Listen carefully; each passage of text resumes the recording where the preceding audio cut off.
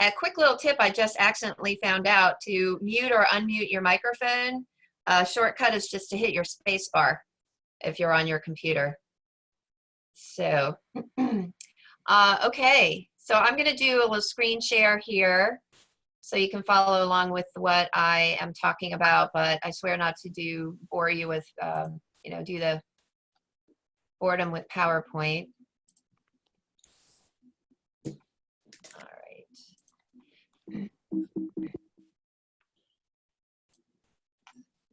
Okay. So this is a condensed version of a 1 hour, actually it went a little bit over an hour, training that I did for Retail Alliance about 2 weeks ago. And thanks, Tina, for being the conduit to set that up. I did get some good feedback on it. But what I want to teach today is how to train your mind to move out of a stuck state, which usually is generated by fear, into finding and acting on different opportunities when you're faced with challenges, you know, adversity, uncertainty, such as what we're experiencing right now. So how to pivot your thinking to be able to see opportunities that are there for you to continue to do the work that you're doing, to continue to find clients, to continue to find opportunities to share in the way that you are, whether you're the nonprofit or the for-profit. So what I want to do is start off with a couple of quotes, and type in the chat if you recognize who said any of these quotes. So every adversity, every failure, every heartache carries with it the seed of an equal or greater benefit. I bet Nancy at least knows this one. I can't see the chat while I'm doing this, so the next one: opportunity often comes in the form of misfortune or temporary defeat. And truly, thoughts are things, and powerful things. We are the masters of our fate because we have the power to control our thoughts. So, Keith, can you read some of the, if anybody's posted in the chat about who they think said these quotes? Sure, will do. Number one, Jack Canfield. Okay. That's a guess from Nancy. Okay. Anybody else? Not at this time. All right. Oops. These are all from Napoleon Hill, one of my favorite authors. He wrote several books, but his most famous one is Think and Grow Rich, which is the book that more millionaires credit for their fortunes than any other. So, you know, the basic, again, theme here is that no matter what's occurring, whatever we're seeing first as adversity or failure or heartache, misfortune, temporary defeat, there's always opportunity and benefit that can be gained from it. And that's going to be coming from our thoughts. Can you see my mouse, my pointer moving here? Yes. Okay. So, so our thoughts are what allows us to turn what first looks like a failure or an adversity into an opportunity. So I want to lay the groundwork for what I'm about to share about changing your thinking to see opportunities. First of all, have an open mind, what I call a beginner's mind, open to new ways of thinking about things, new ways of processing things, new ways of giving meaning to things. Resist the idea that this doesn't apply to me, and instead go with the attitude of how does this or how can this apply to me. This also taps into some element of faith. So faith is trusting in something or someone without evidence, or the acceptance of some sort of higher power, God, the universe, spirit, whatever you might want to call it. So just type in the chat for me if you have some sense of faith in some form relative to this definition that I gave.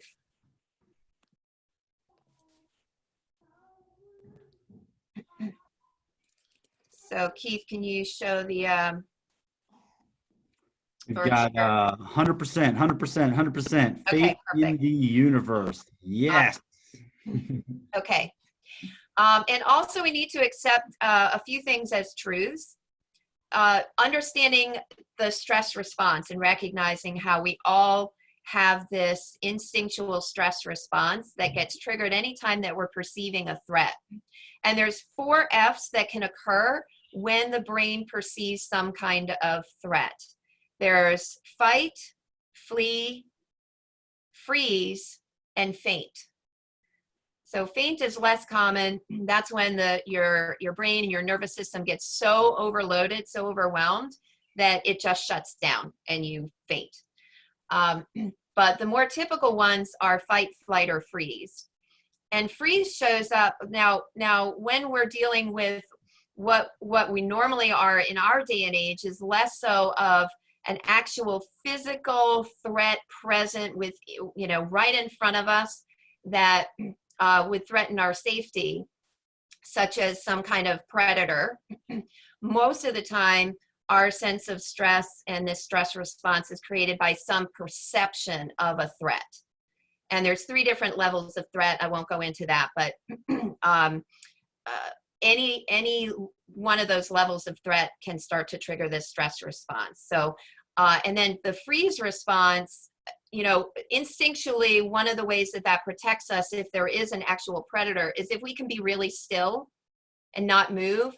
A lot of times the predator is not able to see us, or it might have initially seen us, but unless we have some additional movement, it usually then can't find us. So that's the instinctual physical freeze response and how it can protect us. But in modern day, the freeze response shows up as procrastination. So your mind just can't think, it freezes up and it can't process ideas and do problem solving because it's freezing, or we go into procrastination mode. So we stop taking productive action. Or we go into a little bit of a flight, which is distraction. Do something else, like go watch TV instead of, go watch Netflix instead of, dealing with the situation. So is everybody on board with understanding that response, that fight or flight mechanism that gets activated when we sense some kind of threat or uncertainty? Yes, You ma'am. just go ahead and nod, actually. I can see the head nods. Okay. And then I'm going to talk today about the law of polarity. So I want you to really get this and agree with this. So everything lives in a whole. There's nothing in our universe, there's nothing in our environment that is in halves. So everything is in a whole. And even if we take a whole and we cut it in half, there's still a hole within that half. There's still edges to that thing, a beginning and an end. Or it's a circle, right? So the ends connect eventually. So you don't ever see like half a dog walking down the street. You can't have half a pencil. Again, even if you cut it in half, there's still going to be an end on either side. There's not an in without an out. There can't be an up without a down. There can't be a dark without a night. There can't be light without, or there can't be night without day, light without dark, right? So for everything, there is, this is the law of polarity. So there's one side and another side, right? So everybody, can you agree with me for that? You can't find any exceptions to that everything lives in a whole in some way. There's either ends or it's connected as a circle and continuous. So go ahead and give me a nod if you get that concept, that there can't be one thing without its opposite. I don't see any head nods. Okay, great. And then frequencies. There's frequencies all around us. We can't see them, but we've generally begun to recognize that they're there. And different frequencies represent different attributes or different sounds. So even before we discovered frequencies, they were still there. It's not like they suddenly appeared. that there was never something called frequencies or sound waves around us. It was simply that they were there, but we didn't have, there was nobody that came along until like Marconi, who came along and recognized that there were these waves around us, and we've got different kinds of waves and frequencies, light and sound, etc. But even though we can't see it, it is still there. And there are things that have been discovered that were there all along until we discovered them. It's not like they suddenly appeared. There are things that were in our world that until we had some person that came along that had some concept of it and found a way to make it tangible, or we created some equipment that allowed some kind of frequency to be tangible, it was always there until it was discovered. So there's still more things probably to be discovered that we haven't yet become aware of. So if you get that concept, you agree with that, just give a head nod. Okay, great. Or a thumbs up. Awesome. Okay. So one of the main concepts that I teach about is what I call the tier formula. So our thoughts and our emotions influence the actions that we're taking, and then that's creating the results that we're getting, or what we call our reality. So how we're perceiving things is what we term as our reality, and that's the results that we're getting in our life. So if we're trying to change the results most people get, we have to change the actions. But this is where people get stumped, because they don't understand that what's driving the actions is our thought processes and then our emotions, our emotional responses. And so we need to, in order to change the results quickly and permanently, we need to change the thoughts and the emotions. That will naturally lead to a change in the actions, and then that will lead to a change in the results. So if we just stop at the action point, that's usually where we become limited in our abilities, because we are not understanding how our thoughts and then our emotional state are creating momentum to drive the actions and that are creating the results. So once we change our thoughts and our emotions to ones that are more in alignment with the results that we want, then we can start to get the results that we want. Okay. So again, it all comes down to perception, how you're perceiving things. When you look in the mirror, like that little kitten, is he seeing a kitten or is he seeing a lion? And then you can perceive this image. There's two different images that you could see here. One is a young woman and one is an old lady. And sometimes you only see one until somebody tells you that there's something else that you could see there, and you begin to shift your perception to try to find it. And then when you shift your perception to try to find it, you're going to be more likely to be able to see it. So put up the number of fingers of how many figures you see in that image to the right. One or two? Two? Okay. So for those who only see one still, I'll be sharing the slides if you want to go back to this and look at it. But sometimes we have to trust that there is something there. If somebody tells us something else is there than we're perceiving, then we have to start to look for it. And if we believe it, and then we start to look for it, we will be guaranteed to find it. So it's another concept that's going to be going into what I'm sharing. I'm going to kind of skip this slide here. So when we have our experiences, that creates some kind of familiar pattern that creates a sense of predictability for us to understand how to respond to the experiences that we have. So based on, once we start to gather more experiences, we start to gather more patterns and more of a sense of predictability. That creates a sense of meaning. We apply a meaning to that pattern, and then that creates a sense of certainty for us about, again, I recognize this pattern, I've dealt with this pattern before, and I know how to deal with this pattern. So that creates a greater, a positive emotion of a confident state, or feeling safe, like I know how to handle this, I know how to get through it. And then a trusted action that's worked for us in the past, and we take that trusted action and it creates this expected result.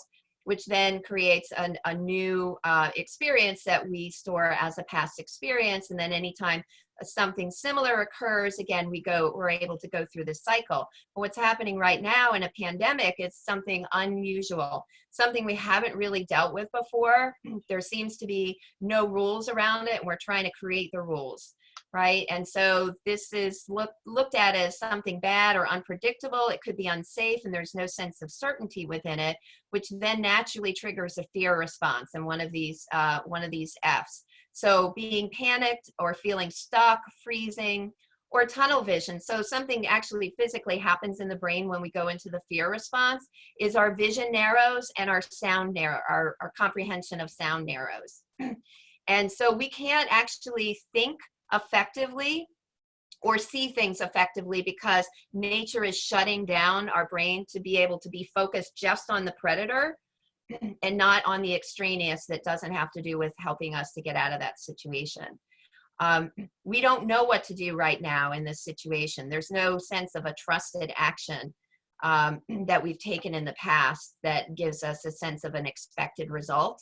So we're not sure what will happen. We're resistant to taking action because we're afraid of making a mistake, putting ourselves in a worse position than we already are.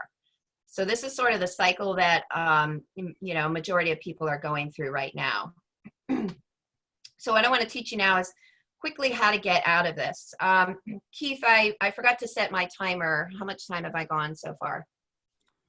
We're definitely kind of at a little over 15 minutes right now, Lisa. So I'd say you can try to start getting to wrapping it up. We can open up to questions. That'd be helpful. Okay, great. So basically going back to the law of polarity, right? And we look at this line here separating the two sides. So for every one thing, there is an equal and opposite thing. So if there's something that we're calling bad, there also has to be something that's an equal and opposite good. So there has to be something in this situation that can be equal and opposite as a good things coming out of it. And I guarantee you're going to be, you're seeing things already. How people are lending a hand, how people are finding ways to make something good out of the situation. When there's a sense of lack, if there's a sense of lack, there's also an equal and opposite for that lack. So there's also some side of that that's plenty. Same thing for if there's a problem, there's a solution. There cannot be a problem without there also being a solution. And that red line in the middle, you can think about that like this sheet of paper, right? The opposite can be as thin and as close as the opposite of this side of this paper. So if you're looking at this side, right, you're seeing this thing, I'm seeing the opposite side. You can't see what I'm seeing and I can't see what you're seeing, but it doesn't mean that it's not there. You're seeing a solution, I'm seeing problem, right? If I can turn just a little bit, I can start to see the solution instead of just the problem, right? And so then I can start to move in that direction. And one of the things, and so we can look at these different elements as different frequencies that we haven't become aware of yet.